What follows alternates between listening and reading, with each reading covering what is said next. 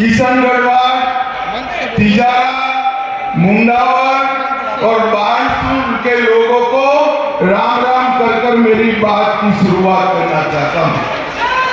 भाइयों और बहनों, ये चुनाव जो राजस्थान में है, ये चुनाव आप ऐसा मत समझिए कि हमारे 4 प्रत्याशी को विधायक बनाने का चुनाव। ये चुनाव आने वाले दिन में वीर भूमि राजस्थान और भारत का भविष्य तय करने वाला चुनाव।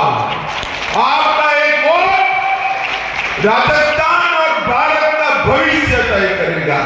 आपका एक वोट आने वाले चुनाव में मोदी जी 24 में प्रधानमंत्री बनना सुनिश्चित कर देगा और आने वाला वोट एक भ्रष्टाचारी गहलोत सरकार को उखाड़ कर फेंकने का काम करेगा। माताओं, भाइयों और बहनों, ये 9 साल में मोदी जी ने देश को सुरक्षित करने का काम किया। मुझे बताइए, आप लोग धारा 370 हटनी चाहिए थी या नहीं हटनी चाहिए थी? अरे जोर से बोलो, हटनी चाहिए थी या नहीं हटनी चाहिए? 70 साल से धारा 370 को संभाल कर रखी और हमारा कश्मीर आतंकवाद की भेंट चढ़ा। मोदी जी ने 5 अगस्त 2019 को धारा 370 जब 370 का मैं बिल लेकर पार्लियामेंट में खड़ा हुआ, कि राहुल बाबा है ना, राहुल बाबा जानते हो ना, जानते हो ना, ये राहुल बाबा बोले धारा 370 मत हटाइए। मैंने बोला क्यों? उन्होंने कहा कश्मीर में खून की नदियां बह जाएगी।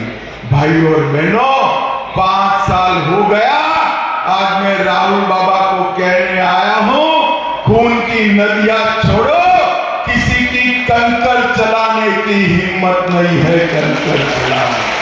मोदी जी ने देश को सुरक्षित करने का काम किया।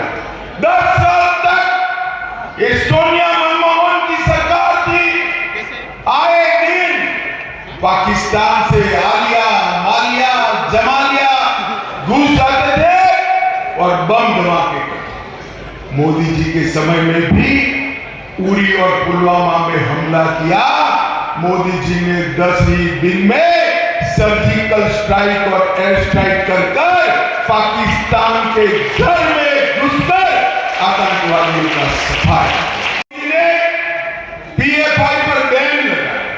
मोदी जी ने रोहिंग्या घुसपैठियों पर नकल करने का काम किया। मोदी जी ने देश को सुरक्षित करने का काम किया। ये कांग्रेस पार्टी, राहुल बाबा इन कंपनी और गहलोत सरकार भी पिछड़ा वर्ग की विरोधी सरकार है। भाइयों और बहनों, इतने साल तक मंडल कमीशन की रिपोर्ट का विरोध कांग्रेस पार्टी ने किया। इतने साल तक कांग्रेस पार्टी ने पिछड़ा वर्ग आयोग को संवैधानिक मान्यता नहीं दी।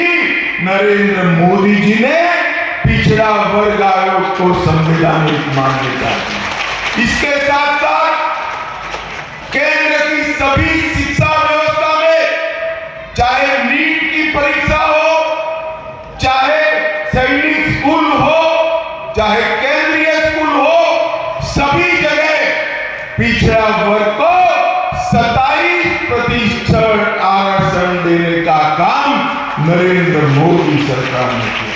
आज नरेंद्र मोदी सरकार में 27% मंत्री पिछड़ा वर्ग के हैं और मोदी जी ने पिछड़ा वर्ग को आगे बढ़ाने का काम किया है। और ये गहलोत सरकार क्या करती है? वोट बैंक की लालच में तुष्टीकरण करने का काम ये गहलोत सरकार कर रही है। भाइयों और बहनों, कुछ युवा यहां लाल कपड़ा पहनकर आए हैं। भैया गहलोत की सभा में मत जाना, लाल कपड़ा देखकर गहलोत जी सांड की तरह बिफर जाते हैं।